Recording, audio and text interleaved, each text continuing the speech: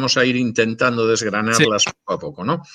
Vamos a empezar con el origen. El Evangelio de la Prosperidad para muchos seguramente sería el Evangelio máximo, sería la manera más profunda de entender las Escrituras, más prometedora.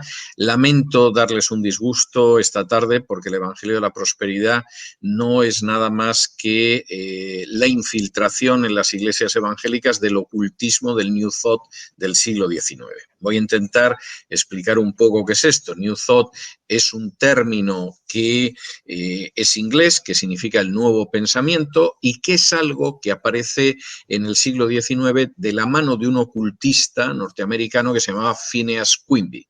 Y Phineas Quimby es un personaje que desde el principio se dedica a ir avanzando algunos de los aspectos de ese movimiento del New Thought. ¿Qué tiene ese movimiento que efectivamente es lo mismo que el Evangelio de la Prosperidad? Pues tiene, por ejemplo, la confesión positiva. Es decir, si tú te dedicas a confesar algo en voz alta, eso se produce como por arte de magia. Y subrayo lo de la magia porque efectivamente parte de un pensamiento mágico, no de un pensamiento bíblico. Es el hecho de que también tú puedes cambiar la realidad visualizando. Es decir, si yo en un momento determinado me siento en una silla en mi casa y empiezo a visualizar lo que deseo, se supone que esto va a acabar produciéndose a diferencia de lo que pueda producirse en ese momento.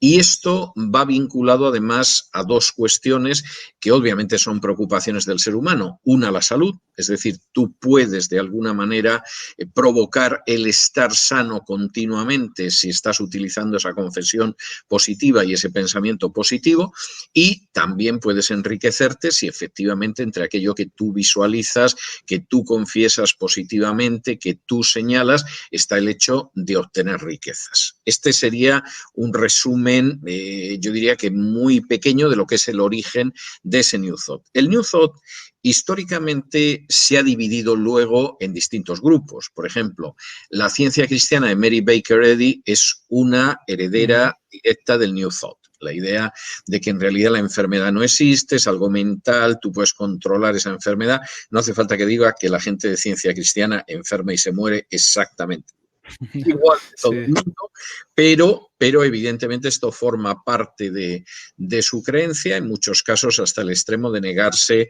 a recibir tratamiento médico, a tomar medicinas. Es el caso de Unity. Unity es un movimiento que yo no creo que ahora esté en sus mejores momentos, pero en los años 70, 80 era muy conocido y es otro movimiento de New Thought. Y luego está el caso del Evangelio de la Prosperidad.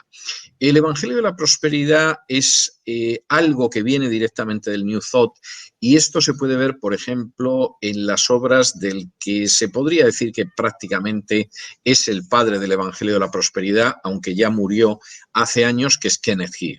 Kenneth Hagin solía contar las revelaciones que había tenido el Señor sobre los principios del Evangelio de la Prosperidad. Te contaba historias tremendas como que aparecía un demonio en forma de simio y decía Yakati-yak, Yakati-yak y cosas así. O sea, Kenneth Hagin de vez en cuando te metía algunas historias bastante inverosímiles en general, por no decir ridículas, pero cuando uno lee en inglés las obras de Kenneth Hagin, es que son New Thought. En algunos casos los párrafos son párrafos tomados literalmente de libros de New Thought, lo que uno le hace pensar o bien que Kenneth Hagin plagió directamente del New Thought, como en su día pues la profetisa de los adventistas del séptimo día, Ellen White, plagió de todo lo que se le puso por delante, o que aquel que inspiró, el espíritu que inspiró a los autores de New Thought, pues también inspiró a Kenneth Hagin. Kenneth Hagin, insisto, ha sido hasta su muerte hace pocos años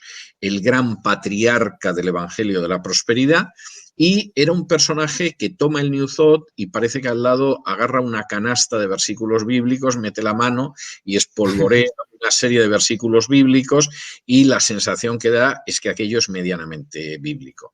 Yo diría que Kenneth Hagin incluso era el más moderado, es decir, fue el primero y fue el más moderado, es decir, en términos generales era un pentecostal, pero con toda una carga de New Thought que tenía que ver con la sanidad, con la prosperidad, con la confesión positiva, con la visualización.